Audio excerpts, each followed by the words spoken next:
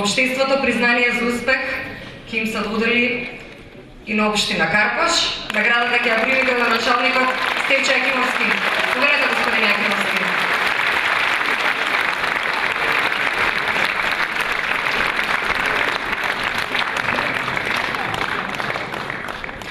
Голема благодарност и од општина Карпош на Детла Ефтузив токму за оваа награда што упатува до нашата општина.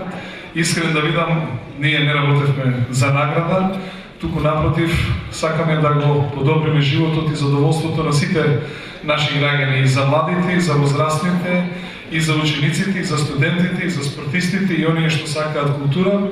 Секако дека наши другари, наши пријатели, наши соседи се и лицата со хендикеп, и затоа се потрудивме да сите места каде што имаме паркиралништа да ги обележиме, да има посебни места за лицата, односно за инвалиди или за лицата со хендикеп. Исто така, секаде каде што има потреба, обезбедивме пристапни рампи до сите објекти на територија на општина Карпош, не само јавните институции, туку и згради, и секаде каде што се обратиле до нас нашите сограѓани. Покрај тоа, во општината Карпош работивме 2 лица со посебни потреби, ќе работуваме уште. Подржуваме спортски клуб во кој што членуваат лица со посебни потреби. Исто така вработивме 20 дефектолози, еден социјален работник и психолог, тој е тимот кој што ќе работи со учениците кои што имаат посебни потреби во училиштата и во градинките, и тој тим и натаму ќе го прошируваме. Обезбедивме компјутери за учениците во основните училишта, значи специјални компјутери за оние кои што имаат инвалидитет.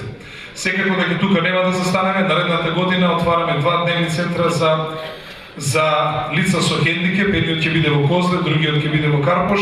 Сите тие лица ќе бидат наутро преземени од страна на нашите служби и попладне вратени во нивните домови, за да можат нивните семејства нормално да функционираат.